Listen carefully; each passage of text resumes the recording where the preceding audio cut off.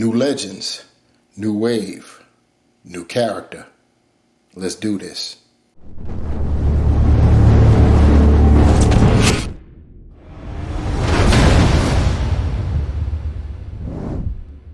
What is good, my peeps? Back at you again. Who? The Ruckus, that's who. Yeah, it's been a minute. Took some time off, but I'm back, refreshed, ready to do this again. Suffered a little bit while I was gone. I was still monitoring what was going on with the channel. And, of course, lost some subscribers, but that's what happens. It is what it is. We will just, pick back up where we left off, and hopefully we can continue to forge ahead. Anyway, that will take care of itself as long as I continue to do what I'm supposed to do. Hopefully you guys out there will do what you do, and then it'll all be lovely together. But enough of that. Let's talk about what we're here for, and that would be a new wave of Marvel Legends. This is the Zabu wave. If you don't know who Zabu is, that is the saber-toothed cat from the Savage Land, the companion, if you will, of Khazar or Khazar, however you pronounce it, however you feel to pronounce it. You know how I do. I'll go back and forth with that. Anyway, this is the new wave, the Zabu Build-A-Figure wave, and I don't know if we place this. This is just the Zabu Build-A-Figure wave because it doesn't belong to the Avengers. It doesn't belong to Spider-Man. Obviously, it doesn't belong to the X-Men. They have got a myriad of characters in this wave from different franchises, which is pretty cool. You'll see when we get to the back of the figure, or rather the back of the packaging. Speaking of that packaging, you see what we got going on here. It's been a minute, so there's no reason to continue to harp on. We've got the window packaging again. We're used to that by now, so now it's the standard. You see the figure in the packaging, Red Widow, looking pretty good just from view right there. You see the accessories, and you see the Zabu Build-A-Figure piece looking good. You see the Marvel logo, the Red Widow on the band there. When you look at the top, we just get a Marvel logo.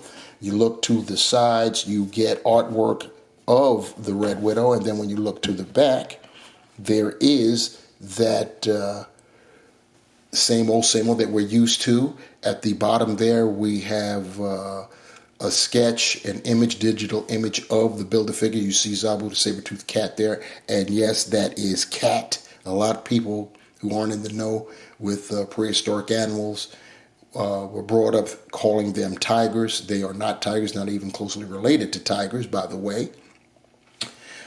So yeah, saber-toothed cat. That is Zabu to Build-A-Figure. And you see the 7 figures in this wave. 6 are required to build Zabu. The Superior Iron Man is not one of them. Then, of course, above you see a digital image, an illustration of the Red Widow.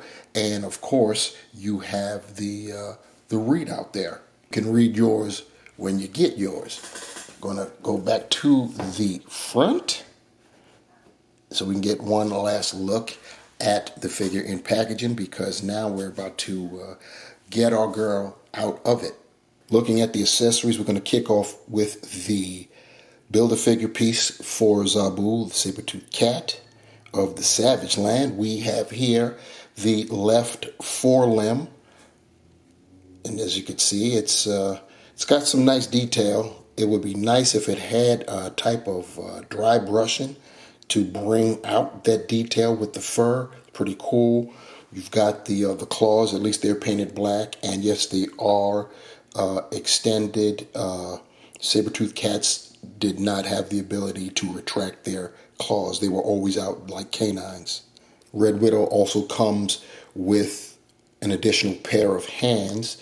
Out of packaging, she comes with C grippers and on her person, and the accessories you see are right hand is a gesturing hand typical of the female figures, and we get one left fist, a right gesturing hand, and a left fist.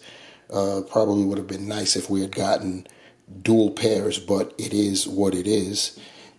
We also get this this little ditty right here, and this is, we've seen this before, this dual-sided blade there. I don't know what it's called. It does have its own name. We've seen this before with Daredevil, the latest iteration of Daredevil. As the leader of the Fist, he also had one of these. And I wish I knew the name of this weapon, but you guys will let me know, I'm sure. And here's Red Widow in all her glory. I can tell you that aesthetically, visually, this is a good-looking figure for sure. It's the cape that does it. Of course, the caveat is that the cape, you can already tell, you already know what time it's going to be. The cape is going to inhibit a load of articulation. You can't really blame Hasbro for that. For the sake of accuracy, they did their level best with the cape, and to make it look the way it would look right out of the comic books, they did what they did. So of course that means that the arm articulation is going to suffer. However, the figure does look good. The red's very nice. I like that shade of red. You know, she's just basically red and black. And yeah, she's looking pretty nice there. We will get her off of the base and get a closer look to see what is the what with our Red Widow. Now that we have our Red Widow off of the rotating base, so we can take a closer look. The first thing I want to do is take a look at the head. You see that the head sculpt is inside a cowl, a hood. In fact, let me take off the head now so you guys can see what's up. I don't want you guys to cast any illusions here. I'll set the body aside, and we'll take a look at this head sculpt. I want you guys to note that the cowl, the hood, is not separate. It is like it's in there, it's glued in there. So that's what you're going to get there. So there'll be no removing, naturally removing of the head from the hood. But what we have of the hood, you've got black up top here, and of course the eyes being white, which is cool. And yeah, pretty nice. And with the rest of her, I'll stick her head back on just so we can have a nice look at her, to get the like I said, the nice aesthetics. The cape is all that's for sure. The way how it flaps over, it's really nice. But you can see that right here and here, not as much as here, but the right arm is going to be impeded, but the left is going to be, I mean, almost prevented. Forget being impeded. It's going to be prevented more or less. And it's unfortunate because Red Widow is an athletic character. But in order to maintain accuracy, you had to keep that. Now, it's funny, I'm talking about accuracy, and here her belt, which is just a wraparound and it's loose on her. Unfortunately, that's inaccurate. I believe it's supposed to be crossed the other way. So that's pretty funny. But still looks good no matter what direction. You can see the blacks that are adorning on her sides there, and underneath the chesticles, we'll call them, right there. And then of course you've got with the boots, pretty nice. And then she's got the Widow logo that we all know about on the outsides of her hands. And yeah, really cool. Looking at it from the rear, we've got some detail with that cape, so that's pretty cool. I'm going to now remove the head again, just to take the cape off. set it down. You could see that nothing's going on the inside of the cape there. I'm going to leave the cape off for now because it's going to impede the articulation. So this way you guys can see what you truly get and what is going to be stymied because of that cape. I am going to inquire with some of the third-party customizers that I know if they could possibly fabricate a cape that will look as good or close to as good as the plastic, and of course maintain functionality for the character, for the figure. Anyway, as far as articulation is concerned, her head is on a ball hinge, so she can look up. It's impeded a little bit because of this. The hood is pressing on her back there. So, but she can look up somewhat in terms of looking down. She can get you all the way like that. You're not gonna, yeah, you get a little bit, not much on the pivoting, the tilting, and of course you can 360 it. Shoulders, she can do the nice T. She can rotate 360. She's got bicep swivel, double jointed elbows, if I can get that one to go. And of course, she's pinless all around, so get that out the way. Swivel at the wrist, and she's got the horizontal. Wrist hinges right there. That's on both sides. As far as her the hands that come out of packaging, her left fist is on a vertical hinge, believe it or not. So I don't understand what's up with that, but that's what we get. As far as the diaphragm is concerned, she can draw back that far. You already know what's up with the female figures. You ain't gonna get much going forward, so it is what it is there. You can get the tilt, and of course you're gonna get your rotation right there. Legs, hips, she can spread them that far apart. She can get her legs up a little bit more than 90, just a little bit more than 90. They go back a little bit. She's got the thigh cut, the double jointed knees. See if I get that other, there we go.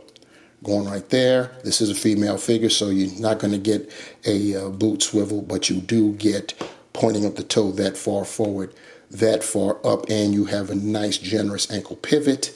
And you know what time it is. It's been a minute, but we're not going anywhere. Holes, peg holes at the bottom of her feet. So you can see the idea that I'm talking about, you know, the issue that I'm speaking on in terms of articulation with the cape on. We'll start with the right arm. You can get it out that much, and you're not going to get much going, you know, trying to get it spread out there. Then, of course, there's nothing impeding your elbow articulation, so at least you got that. Now, the left arm is a different story, because it covers up where the joint is for the elbow.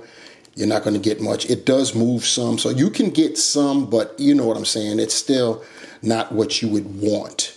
In terms of head articulation, you can scratch what little you were getting looking up even more so because of the collar on her cape. She can still look down though, so that's pretty cool. And then as far as everything else, you're still going to get everything else, you know. So that's about the size of it with the articulation concerning the cape. As I was putting the Red Widow down to prepare for the next segment, I discovered something else that I didn't even realize when I was breaking her in, you know, for the articulation, that her wraps around her legs are actually loose. See? Just comes down like that. So keep that in mind with your Red Widow, that they will come down. So you'll have to work them, and then of course when you push them up, you may want to try to separate them for the look that she has. For comparison, we've got the Red Widow.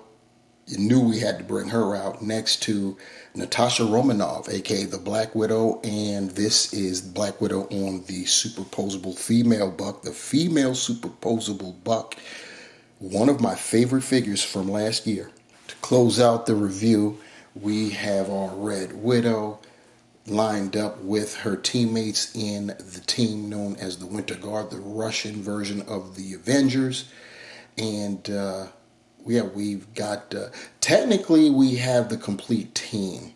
If you, well, let me just go through the names first. On our far left, we have the Red Guardian. Behind him, we have Ursa Major.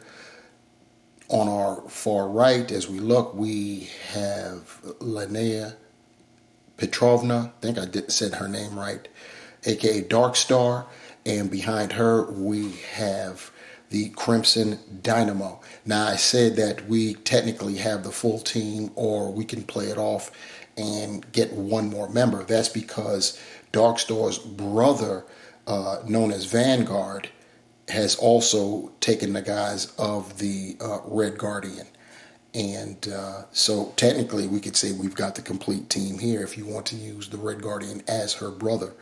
So, yep, do what you will with it. Anyway, in terms of the Red Widow herself, I love the look of the figure. Definitely, she's on the Shriek body, so you know you got the articulation there with the double jointed, pinless everything. Of course, the cape is just that's the weak point on the figure. As well as the strong point, because the cape looks awesome. It's just that because it's hard plastic, it impedes arm and elbow articulation. It is what it is. We got to deal with it as best we can. I mean, other than that, it's still pretty good. Comes with that dual-sided spear that we've seen before, and a second set of hands. The other con, if you will, is that we got a second set of hands, but no pair of fists and no pair of gesturing hands, what have you, which is curious at best. Anyhow, still a nice figure. This is how we kick off the Zabu wave. Next up is going to be the Superior Iron Man, I believe. We will see. I think that's what we're going to go with. I'm supposed to be getting that. I don't have any other figures from the wave inbound at this point in time. So if I do get that Superior Iron Man, I will be bringing that to you guys as soon as I can. And that's how it'll get done.